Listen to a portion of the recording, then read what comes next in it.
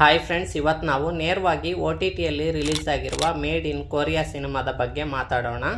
ಪ್ರಿಯಾಂಕಾ ಮೋಹನ್ ಅವರು ಮುಖ್ಯ ಪಾತ್ರದಲ್ಲಿ ನಟಿಸಿರುವ ಈ ಚಿತ್ರವನ್ನು ತಮಿಳು ನಿರ್ದೇಶಕ ರಾ ಕಾರ್ತಿಕ್ ಅವರು ನಿರ್ದೇಶಿಸಿದ್ದಾರೆ. ಇಡೀ ಸಿನಿಮಾವನ್ನು ದಕ್ಷಿಣ ಕೊರಿಯಾದಲ್ಲಿ ಚಿತ್ರೀಕರಿಸಿದ್ದು, ಭಾರತೀಯ ಸಿನಿಮಾವೊಂದು ಸಂಪೂರ್ಣವಾಗಿ ಅಲ್ಲಿ ಶೂಟಿಂಗ್ ಆಗಿರುವುದು ಇದೇ ಮೊದಲು. ಬನ್ನಿ, ಮೇಡ್ ಇನ್ ಕೊರಿಯಾ ಸಿನಿಮಾ ಹೇಗಿದೆ, ನನಗೆ ಏನೇನು ಇಷ್ಟ ಆಯಿತು, ಏನೇನು ಇಷ್ಟ ಆಗಲಿಲ್ಲ ಎನ್ನುವುದನ್ನು ಡೀಟೇಲ್ ಆಗಿ ತಿಳಿಸ್ಕೊಡ್ತೇನೆ.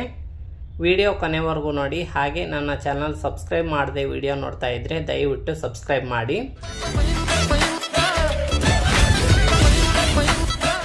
ಈ ಸಿನಿಮಾದ ಕತೆ ನಾಯಕಿ ಸೆನ್ಬಾ ಸುತ್ತ ಸುತ್ತುತ್ತದೆ. ತಮಿಳುನಾಡಿನಲ್ಲಿ ಹುಟ್ಟಿದ ಸೆನ್ಬಾಗೆ ಚಿಕ್ಕ ವಯಸ್ಸಿನಿಂದಲೂ ಕೊರಿಯಾ ದೇಶಕ್ಕೆ ಹೋಗಬೇಕು ಎಂಬ ದೊಡ್ಡ ಕನಸು ಇರುತ್ತೆ. ಆದರೆ ಸೆನ್ಬಾ ಮನೆಯಲ್ಲಿ ಅದಕ್ಕೆ ಸಪೋರ್ಟ್ ಮಾಡಲ್ಲ.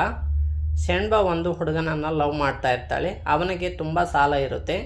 ಓದಿಗೆ ತಕ್ಕ ಕೆಲಸ ಕೂಡ ಇರಲ್ಲ. ಅದಕ್ಕೆ ಅವನು ಸೆನ್ಬಾ ಮನೆಗೆ ಬಂದು ಮದುವೆ ವಿಷಯ ಮಾತಾಡಲ್ಲ.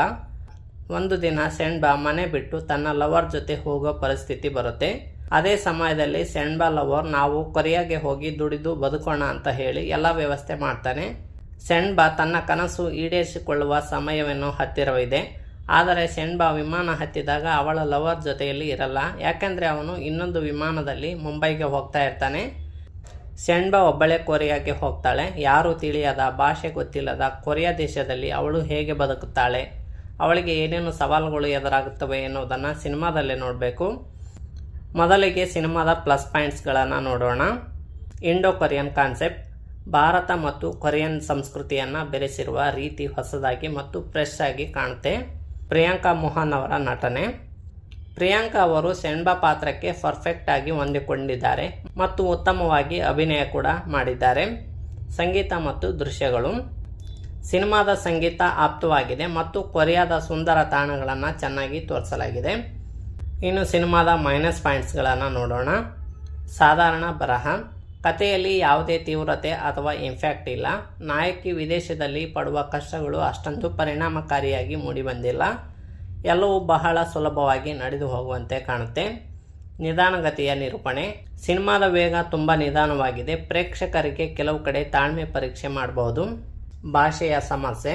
ಸಿನಿಮಾದಲ್ಲಿ ಅನೇಕ ಸಂಭಾಷಣೆಗಳು ಕೊರಿಯನ್ ಭಾಷೆಯಲ್ಲೇ ಇವೆ. ಸಬ್ಟೈಟಲ್ ಓದಲು ಬಾರದವರಿಗೆ ಆ ದೃಶ್ಯಗಳು ಅರ್ಥವಾಗುವುದು ಕಷ್ಟ.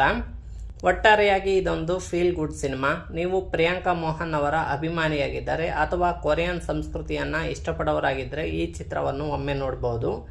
ಇದರಲ್ಲಿ ಯಾವುದೇ ಅಶ್ಲೀಲ ದೃಶ್ಯಗಳಿಲ್ಲ. ಕುಟುಂಬದೊಂದಿಗೆ ನೋಡಬಹುದಾದ ಕ್ಲೀನ್ ಸಿನಿಮಾ ಇದಾಗಿದೆ. ಮೇಡ್ ಇನ್ ಕೊರಿಯಾ ಸಿನಿಮಾ ಈಗ ನೆಟ್ಫ್ಲಿಕ್ಸ್ನಲ್ಲಿ ಕನ್ನಡದಲ್ಲಿಯೂ ಸ್ಟ್ರೀಮಿಂಗ್ ಆಗ್ತಾ ಇದೆ. ನೀವು ಈಗಾಗಲೇ ಸಿನಿಮಾ ನೋಡಿದರೆ ಹೇಗಿದೆ ಅಂತ ಕಮೆಂಟ್ ಮಾಡಿ. ವಿಡಿಯೋ ಇಷ್ಟ ಆಗಿದ್ದರೆ ಲೈಕ್ ಮಾಡಿ. ಇದೇ ರೀತಿಯ ವಿಡಿಯೋಗಾಗಿ ನನ್ನ ಚಾನಲ್ ಸಬ್ಸ್ಕ್ರೈಬ್ ಮಾಡೋದನ್ನು ಮರಿಬೇಡಿ. ಮುಂದಿನ ವಿಡಿಯೋದಲ್ಲಿ ಸಿಗೋಣ. ನಮಸ್ಕಾರ.